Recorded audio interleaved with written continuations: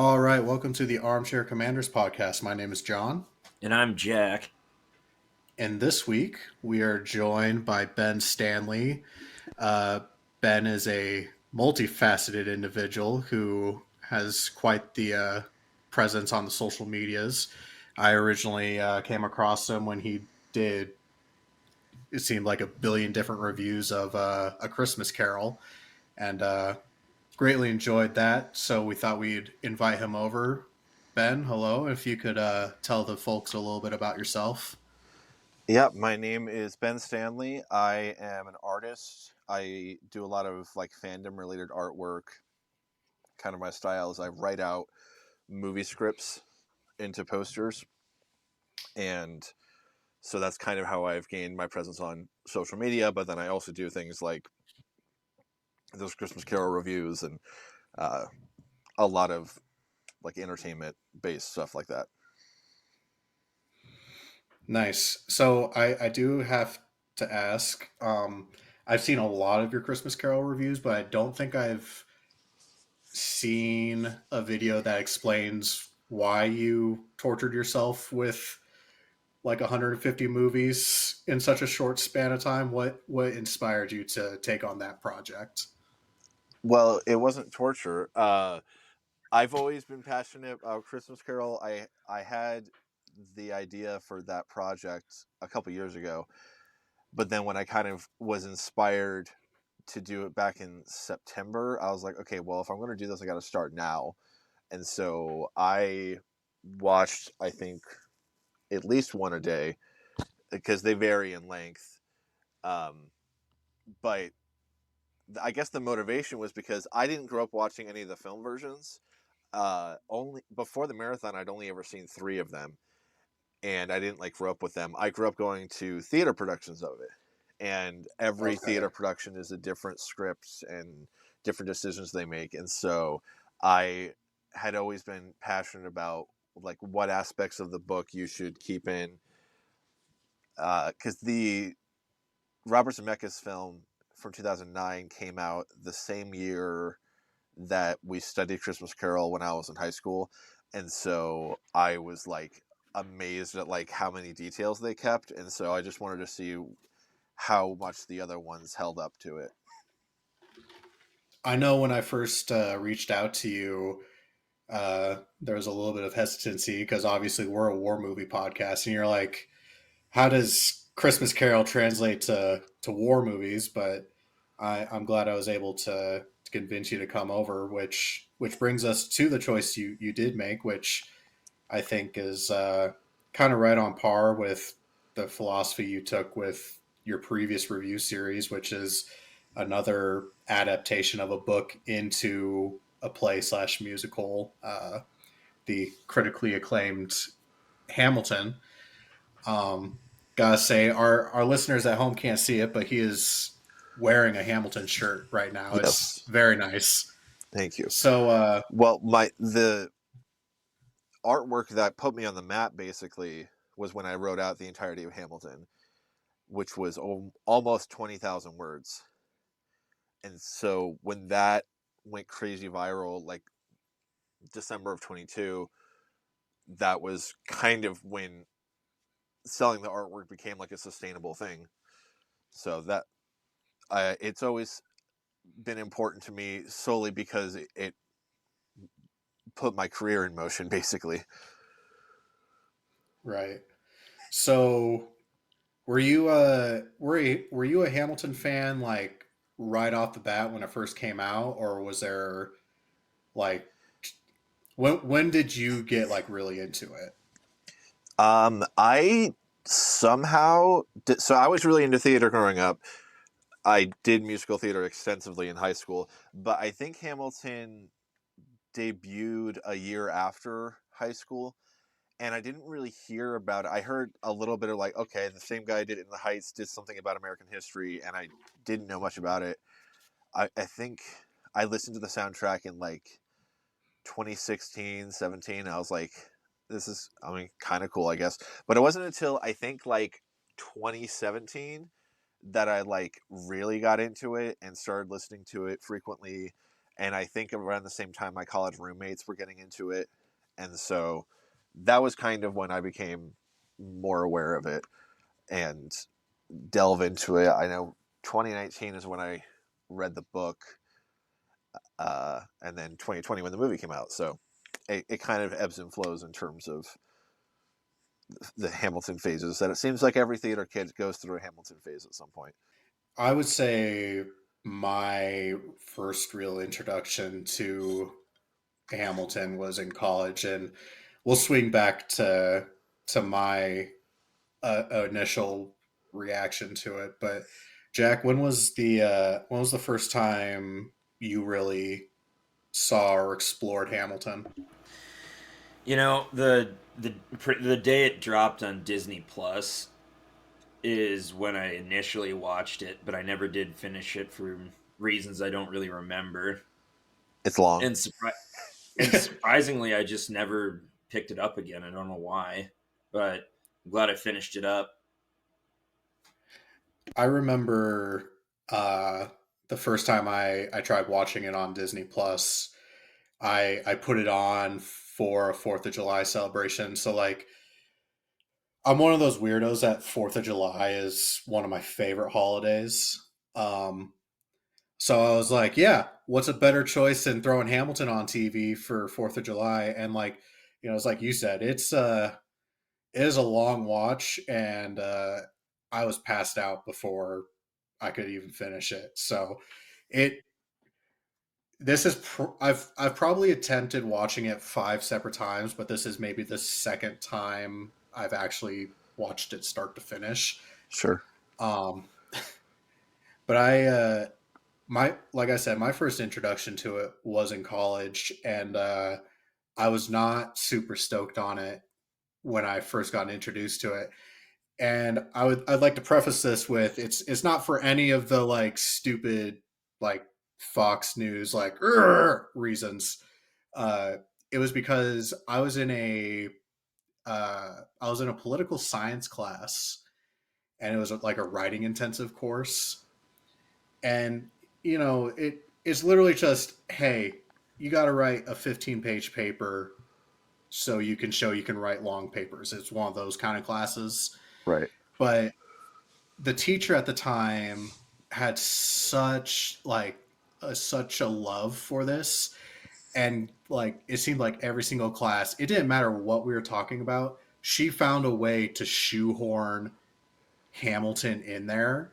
And Yeah. like this was before there was long before there was the Disney like recorded. So literally she would just be playing individual songs for us, and by the end of it I was like, I will never see this fucking play in my life. Like because I had heard all the songs out of Right. order, and because of this person who had this love of it so much, I was like, I don't get it. Like this doesn't make sense to me. What does this have to do with me writing a 15-page paper? I get Hamilton was a very good writer, but like Yeah. stop pushing this on me. uh so it took a hot minute for me to give Hamilton a chance. Yeah. So, like I said, okay, so like 2014 was the first time I saw In the Heights, which was Lin Manuel Miranda's first musical. And I saw like a high school production of it and thought it was great. It was the first time I'm like, wow, he's like integrating Latin music and rap into this thing. I thought it was a really cool idea. And uh and so yeah, it was a couple years later. I'm like, okay, so the same guy who did this, because Lin Manuel Miranda also played the lead in The Heights. So like, okay, so the same guy is playing Hamilton, and I like, again, I didn't quite pick up on it, and when I was starting to like dip my toe into it, I would just listen to the first 3 songs. Like I would just jam out to that. Like I did that for like a year before I ever like delved into the rest of it. But I mean, to the point about your teacher, Hamilton fans are like notoriously really annoying. uh like I'm not going to deny that. And I was part of like the Reddit forum and that sort of thing even before the movie came out. Because the movie was shot in 2016, so it had the original Broadway cast, and then they just sat on it for like 5 years, and they sold it to the highest bidder of who got the distribution rights. So Disney bought the distribution rights like early 2020, and they announced that they were going to put it in theaters in, I think it was October of 21 was when they originally announced it. Pandemic hit, and they just decided, they're like, okay, we're going to throw it up on 4th of July weekend. And that was it. So it was supposed to be a theatrical. A lot of people are like, oh, Disney just had this thing that they just threw up because of the pandemic. It's like, no, it was supposed to have a theatrical release. And also, Disney didn't film it. I've listened to an interview with the editor of the film, and he basically would just like work on it a little bit here and there for like 5 years. The only thing that was changed when Disney bought it is they added in the introduction, and then they bleeped 2 of the F-bombs, and that was it. It was the exact same film. So it just, all of this is to say, it really bugs me when people attach Disney's name to the movie when they didn't make it. They had no affiliation with its creation. But it was just yeah, on their platform. Yeah, it was another thing that they bought and took credit for. Joke's on them, though. They lost Steamboat Willie. Right. Yeah. Eye for an eye.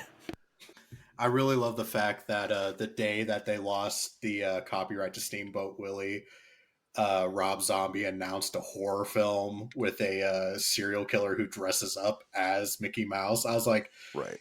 Kudos to you, man. Those stupid horror. Anyway. But yeah, with the Hamilton thing, so Lin-Manuel Miranda is generally known as being a very like generous, nice person. So he was actually thrilled that it was going to be put on Disney Plus because he wanted it to be something that was accessible to everyone. And so having it just be on streaming and people can partake of it however they will was something that he was all for.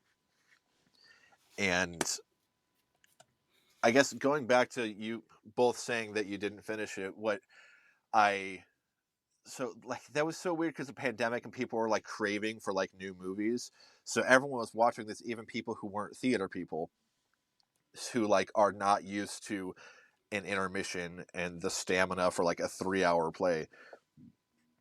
And it's not only that it's so long, it's so dense, and because of all the rapping and the fast paced that it goes with. That's what I was saying with my poster. There were so many words with it. And so yeah, it's really dense, so it can like wear on you. Usually I tell people it's better to just watch it in 2 sittings, because the first act kind of completes the story of the American Revolution, and then the second act is all of the aftermath until the rest Political of his life. career and whatnot. Right. It's also, and mind you, like Lin-Manuel Miranda, I think he did an excellent job. Like, I think it takes incredible skill. Like, don't get me wrong. I think the story of Alexander Hamilton he's a very interesting individual, led a very story-worthy life. But also, the first thing that I remember, like, I went to my wife after I finished this movie version, and mind you, we both have individual songs from this play like on our playlists. Like, uh, I love "Here Comes the General." She's a huge fan of "You'll Be Back." Most people are. Yeah, they're the big ones. But I remember going to her afterwards. I'm like, man, I'm a history nerd, but also I'm trying, and I know that Lin Manuel was one of he helped produce his own musical, but he also there are other producers involved. But I just remember going to her. I was like, I'm trying to imagine the pitch meeting for this musical, Right. where it's like they're sitting down. It's like, okay, hear me out, musical. about one of our founding fathers. Okay, check, got it. It's going to have the revolution. It's going to have like the founding of our country. Check, got it. Who's it going to be about? Our first Treasury Secretary. Guy on the Fucking $10 what? bill. Yeah. Fucking who? No, and it keeps going, because that, like, when I first heard about it, it's like, okay, it's going to be a musical and it's about the guy on the $10 bill. Okay, and also it's going to be anachronistic in that it's going to be using modern day language and hip hop. Oh, and also the entirety of the founding fathers are played by minorities. It's just like all of these weird hooks, and yeah, that's the Oh, premise. and also it's in space. Yeah, it's basically one step away from that. The premise behind it, of having it be in the style that it is, well, okay. Lin-Manuel has like said, it's like, well, when I first read the biography, I was like, this has to be something that you could do with hip hop because of the political tension. I'm like, no, it's because you know how to write rap, Lin. It's not. But anyway, the Yeah, I concept mean, don't behind, get me wrong. He did this in his style. right? No shame in that. Like, this is 100% a Lin Manuel production. Like, there's Yeah, nothing wrong with that. He's a very talented individual, but let's not pretend like Alexander Hamilton's story is specifically meant for this. yeah, yeah. The notion of having all of the American characters played by minorities is the line they always say is, it is the story of America told by Americans today. So you have modern music styles, and you have black and brown people and Asian people portraying it. And there's obviously some controversy there, but like what I've heard from, and for those who can't tell, I'm white myself, the that has had an impact on minorities who watch it, because to them, the American history that you teach in school, like black people be like, well, that's their history. My ancestors came to America on a slave ship. Whereas when they present Hamilton in this way, it unites a lot of people to realize, like, no, this whole, the point of this country is it's the melting pot, and it's all of these different cultures and peoples that come together. So it's much more than just colorblind casting that you see in theater. There's a lot more to it than that, and it has made an impact on people. Absolutely. I think that's one of the greatest things that this musical does, which is, taking groups of people who were pretty much disenfranchised from a good chunk of American history because, you know, up until the Civil War, you know, the common story of a person of color is to be enslaved or Right, to be treated as a second class citizen.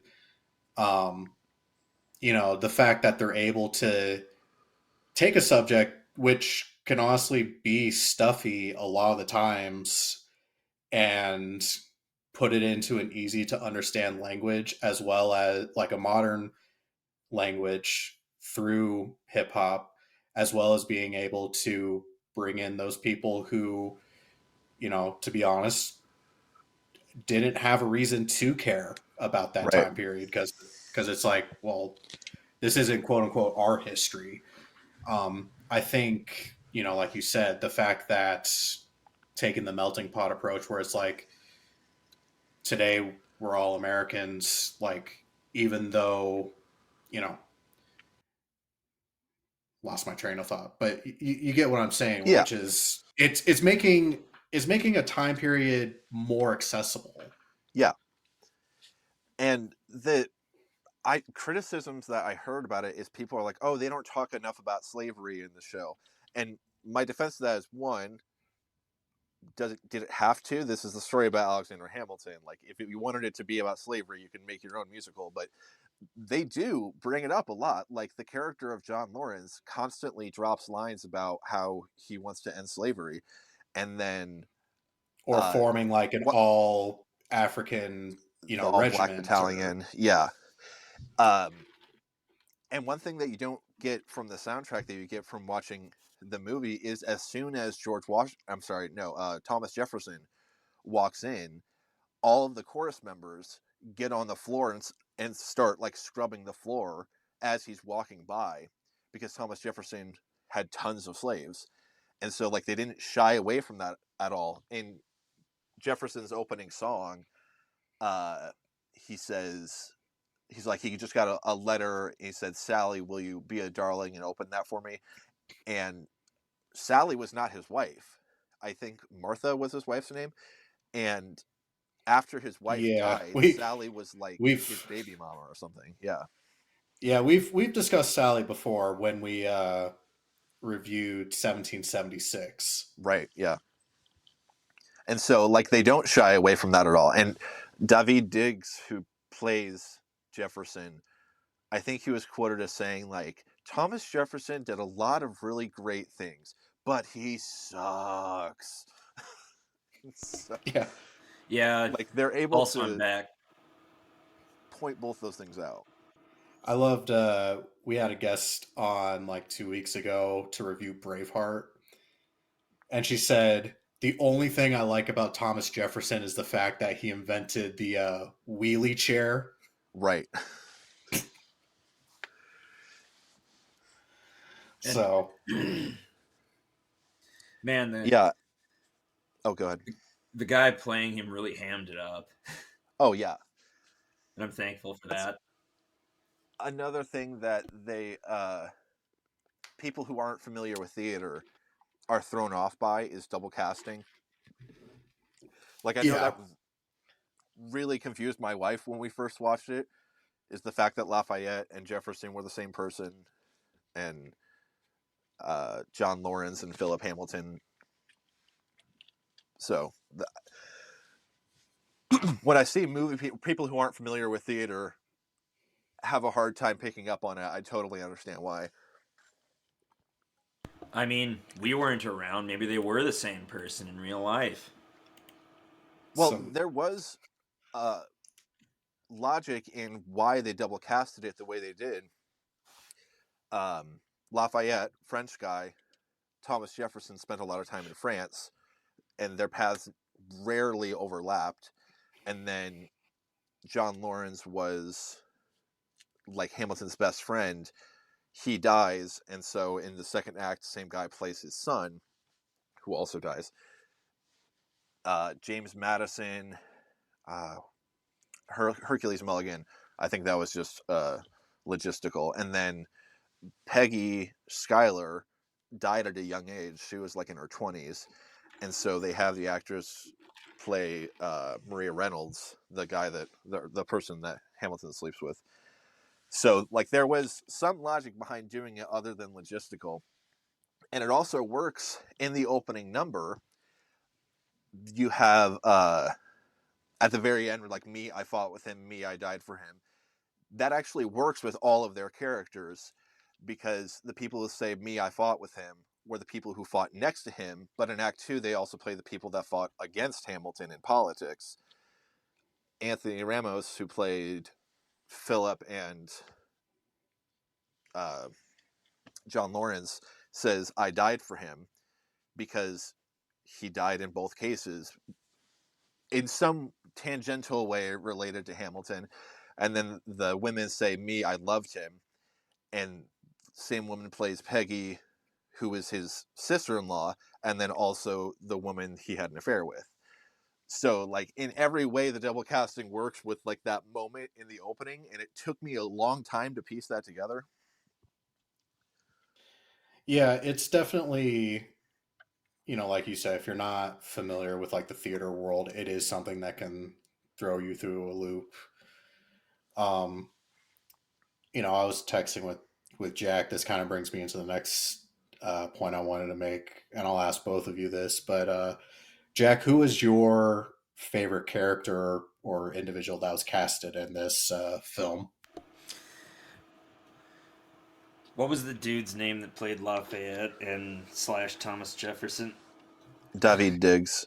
That guy. I liked him. Yeah.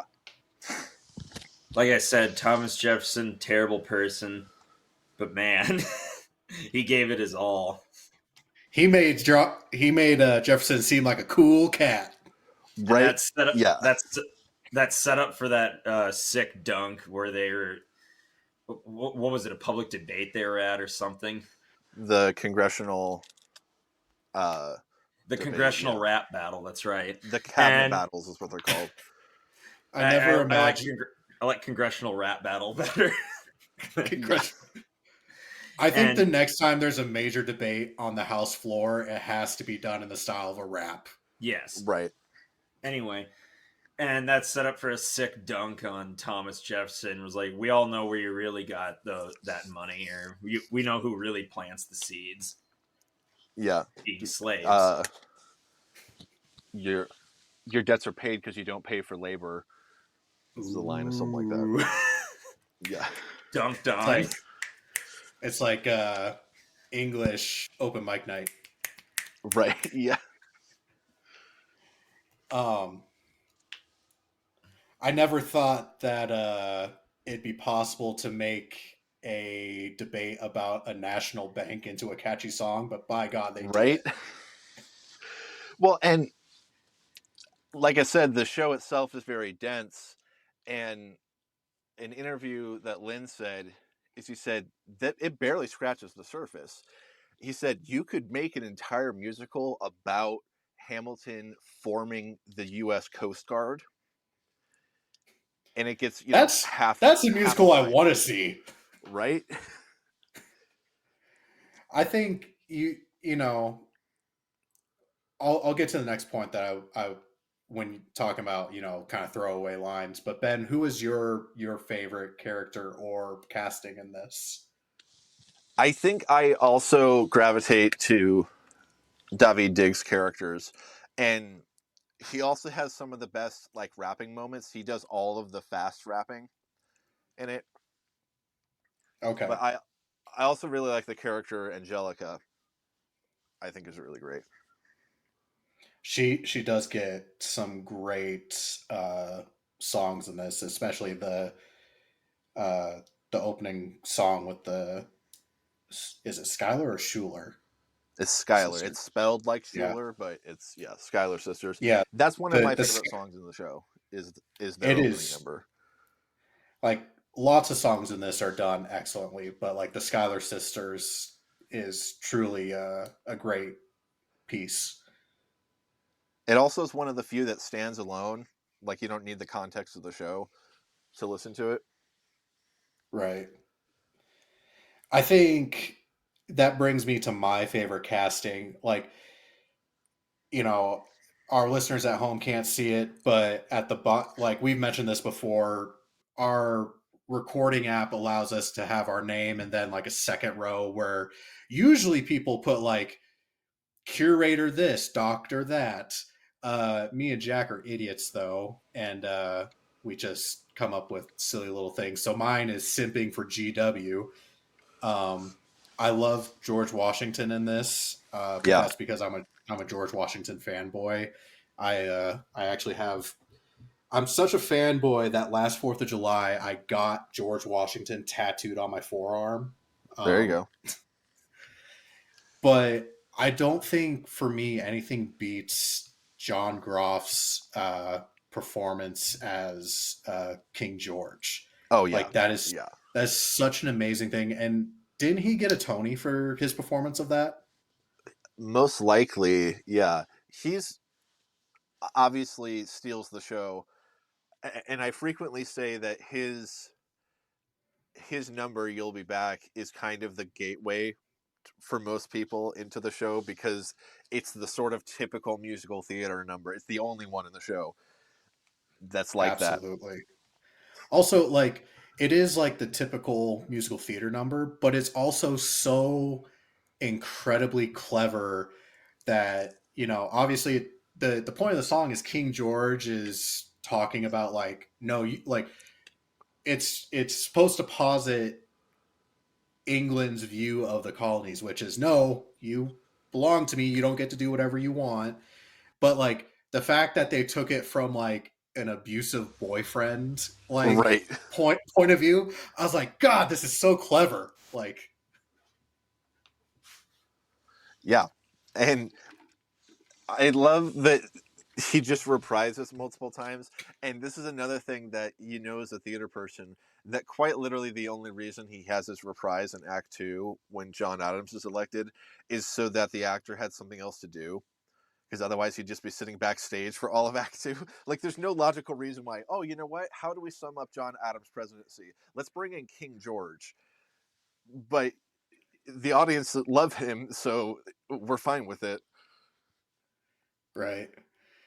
Um, I think that was one thing I was disappointed in was it's like you said, you could do a whole musical about Alexander Hamilton forming the Coast Guard, but uh the fact that like John Adams' presidency is reduced to like two lines in a song from John Groff and then Yeah. like one line from Hamilton, which I appreciated the line, which is, sit down, you fat motherfucker. Yeah. Um, which is obviously a reference to the musical 1776. So Exactly. wonderful tie in there. Um, but like John Adams, like granted, Alexander Hamilton had a contentious relationship with a ton of people, but I mean, Yeah. like John Adams and Alexander Hamilton were, I wouldn't say nearly as equal of political rivals as he was to like Aaron Burr, but it was pretty bad. Like Yeah. there's multiple instances where it's recorded they had like shouting matches at each other. Yeah. So, two things. So there was I don't know what network it was on, but there was a mini series about John Adams in the HBO. early 2010s. Yeah. And Yep. that was a huge inspiration as to like how Lin Manuel crafted the character relationship. And he even said once he kind of considers that miniseries to be canon to Hamilton. That like that is the exact version of John Adams that is in the play, even though he's never actually in the play. But that song was a lot longer when he does that line. There's they released like a supplemental soundtrack a couple of years after the show came out called the Hamilton Mixtape, and it has a lot of the deleted songs. And so there was this whole like super fast diss track on John Adams, uh, and there's another reference to 1776. It's like, they've been calling you a dick back in 76, but you really haven't done anything new since. You nuisance with no sense. You'll die of irrelevance. Uh, Go ahead That and was inspire good. my intelligence. Yeah, it's like, I don't care if this ruins my career. I'm confining it to one term or something like that. It's this hilarious song, and they cut it for time because Act Two just frags. But yeah, there was a lot more to. I know there was also originally a third cabinet rap battle that included Benjamin Franklin. Like, there was a lot they had to cut just to keep it at the length that it is. Yeah, I could definitely see this this musical going even longer than it originally was. I I'm genuinely something, like we were talking about earlier is, obviously it comes off initially as a weird choice, like really the guy on the $10 bill, but the iteration. I remember watching an interview with Lin Manuel where he's like, "Yeah, I was going on vacation, and when I was at the airport, I just picked up the thickest book that I saw at the bookstore just to give me something to like focus on for the week." And it was Ron Chernow's biography, Hamilton. And I was like, "How close were we to getting any other like historical figure musical out of this?" Right. Because you mentioned you had read it. I have not read the book Hamilton because, and mind you, I do like Ron Chernow. He's a great writer. But the thing is every time he writes a book, it's like 800, 900 pages. It's an investment. I don't know if you can see it, Yeah, but I have his biography on Grant on my bookshelf, but I have his biography of Washington, and the people at home can't see it. But I can use this to like tenderize a steak. It's so thick. I Like, think the audiobook was like 45 hours or something like that. oh yeah, it's a ridiculous amount of time. But I was just like, how close were we to this being the musical Washington or the musical Grant? You know? Yeah, well, and I don't know if, I mean, Grant, I guess, would be a different one, but like, I don't know if he would have written a musical about Washington because most people know who Washington is. I didn't know anything about Alexander Hamilton before this show. Uh, I don't know that I ever learned about him in, high school history. And so that was the thing, is he found it was so intriguing that this person that he knew nothing, but he said the only thing that he knew about Hamilton prior to reading that book is that he knew that he died in a duel because he, on some school field trip, they visited the place in New Jersey where he died. And like, I didn't even know that either. And I love in the opening, the last line of the opening, or not the last line, but when Burr says, "I'm the damn fool that shot him," and the first time I listened to it, I'm like, "You just gonna spoil the show for us for that?" But then I realized that actually was brilliant, because if you knew the history, you would know that Aaron Burr is who shot him. If you didn't know the history, you're now on the same plane as the people who did, so you can see the tension building up throughout the show. Right. Like, most people aren't going to be in on the finer details that this show is about showing. So I agree that's a good little thing to like bring everybody to an equal plane. Yeah, there are several songs in the show that are very like self-aware, like um like History Has Its Eyes on You, and the finale, they like literally said, every other founding father's story gets told, every other founding father got to live old. And they're like, but who's going to tell this person's story? And that's sort of the theme of it. uh the song Burn that Eliza sings when she's burning the letters after Hamilton's affair, you can kind of imagine that that was written because, well, she destroyed all the historical evidence of her reaction. We don't know what her reaction was, so that's why they did it that way. um, the Room Where It Happens is another song like that, where it's Burr's like, if you're not in the room there, you don't actually know how the conversation went. You don't like, you don't know exactly how things came to pass, and if there's not like a historical record of it, then we in the modern day won't know either. So that's what I liked about it, is there was a lot of sort of self-aware historical aspects to it. And even on a more emotional level, the song after Hamilton's son dies is something like, Can You Imagine? And I know Lynn said in an interview, he wrote that because he doesn't know what that's like. He doesn't know what it's like to lose a son in a violent way. And so that's why he wrote it that way. It's like, can you imagine, like, no one knows how he's feeling. So that's why it was written that way. Right. He definitely, it's like we said before, this is very much in his style, but I think this really showcases how great of a writer uh, Lin Manuel actually is. And I mean, granted, he has a very solid piece of source material to work from Oh, using yeah. Ron Chernow's book. Like, the story is there, but the fact that he's able to convey that story as creatively as it does is really like it is really impressive. Yeah. I have some notes here of like the historical accuracy, because that's one of the things I find interesting. Like, my favorite genre of movie is like docudrama and biopic. like things that are based off of real life. And knock the microphone over. Gesturing too much. Sorry. At this point, I'm really good at picking up like when things are embellished, or it's like, okay, yeah, clear, that's too convenient to have happened in real life. And so I'm always like super into the historical accuracy, and really the only like major blatant departure from history is the whole love triangle between the Schuyler sisters.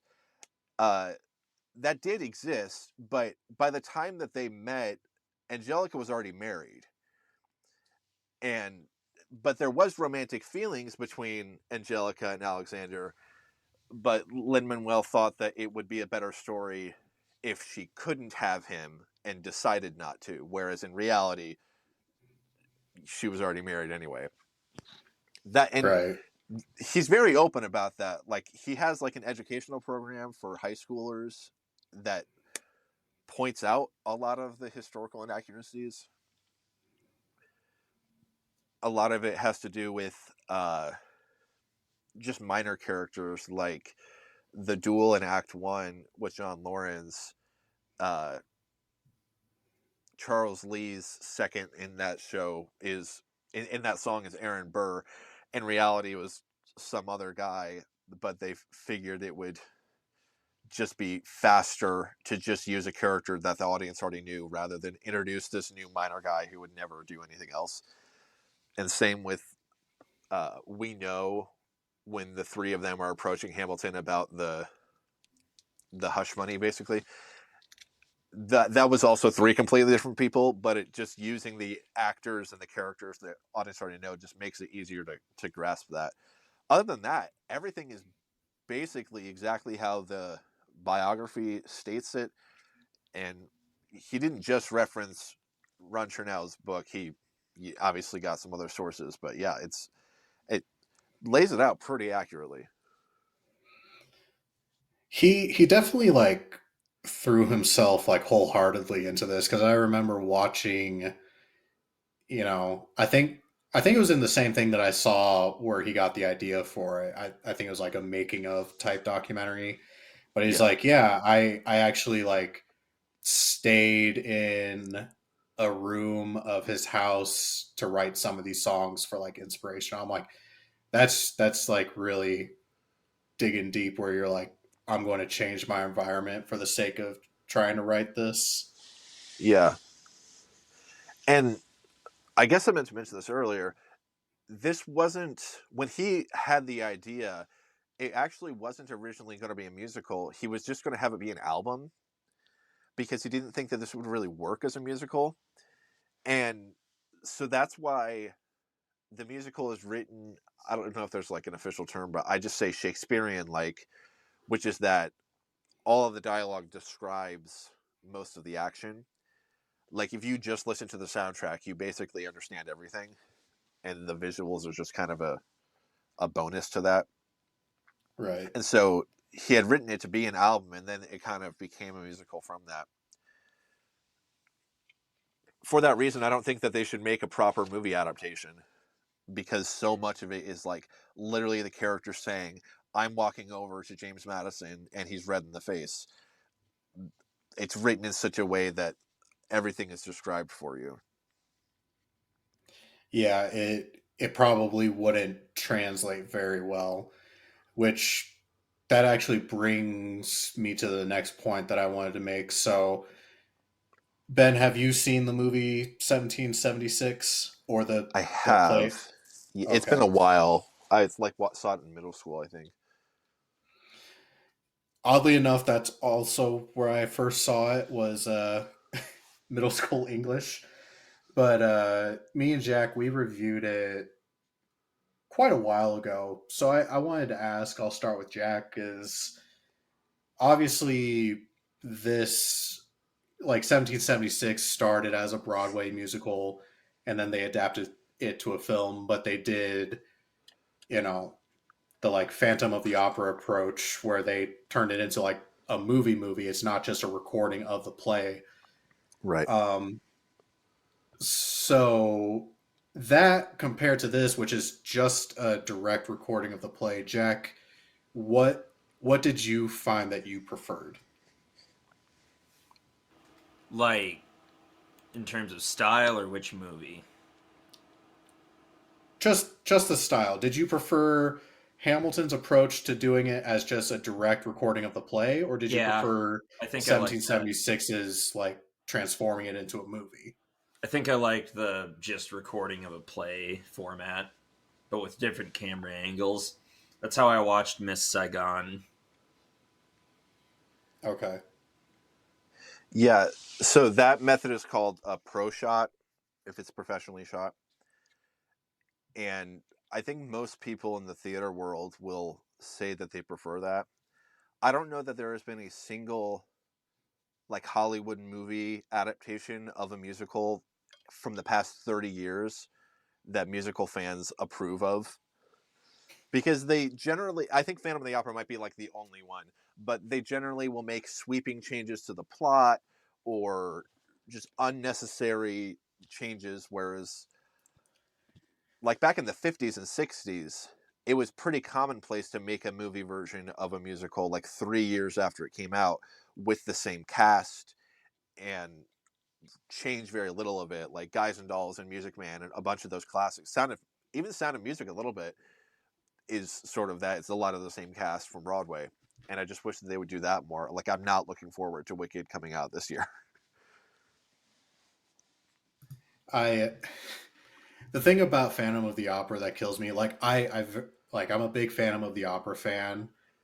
Um, like I love both the Royal Albert Hall recorded iteration of it. I also enjoy the actual movie adaptation.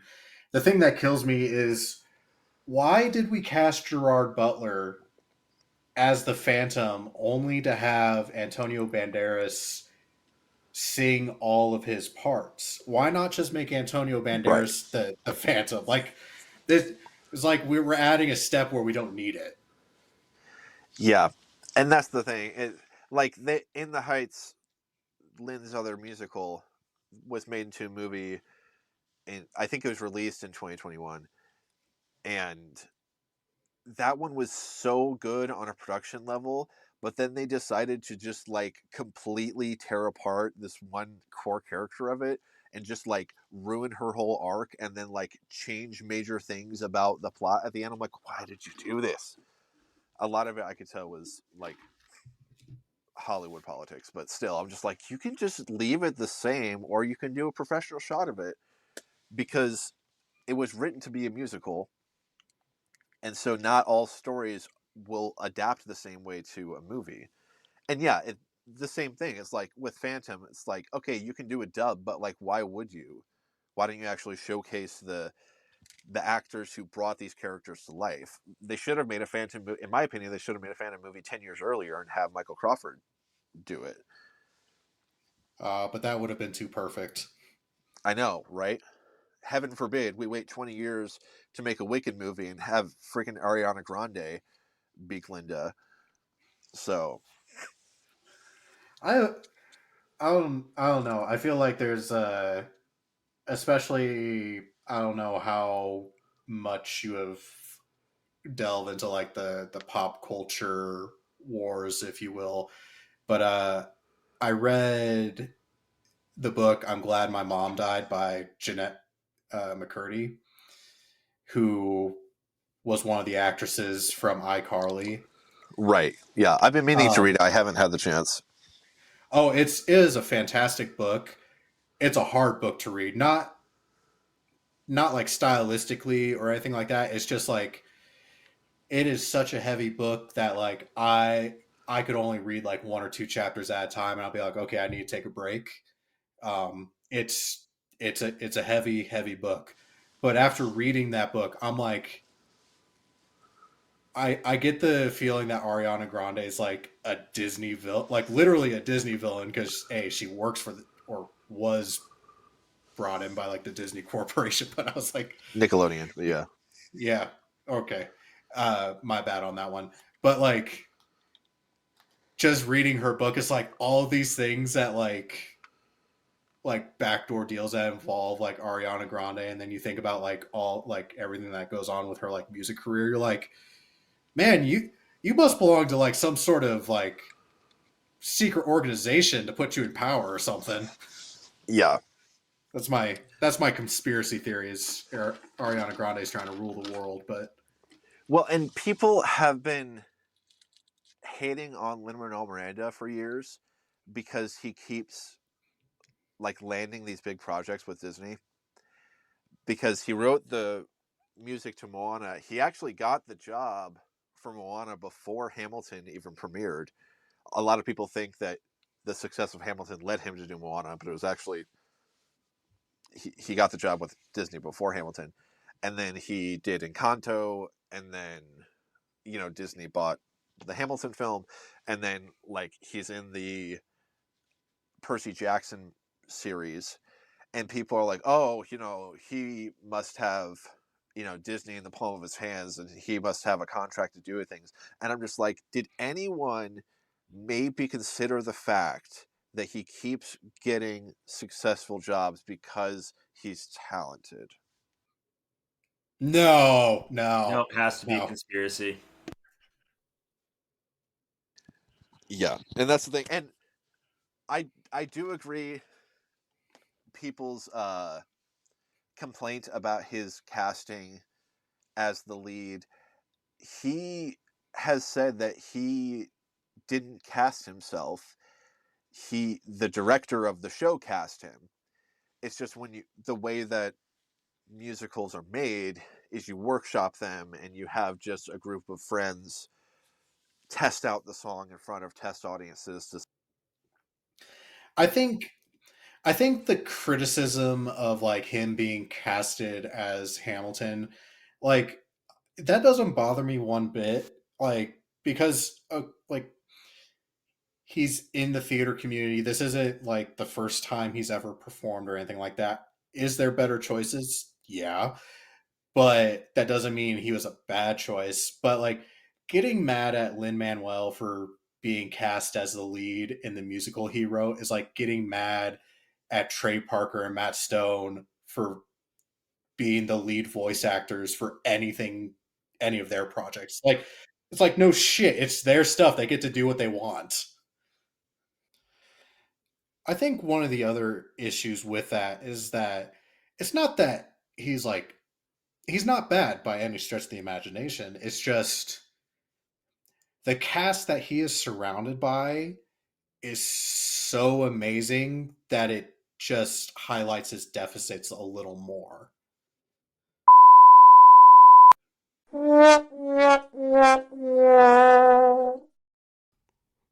Hi, this is John. I am recording this after the fact. Unfortunately, the last 20 minutes or so of our podcast with Ben was lost due to a technical error with our recording software. We deeply apologize for it.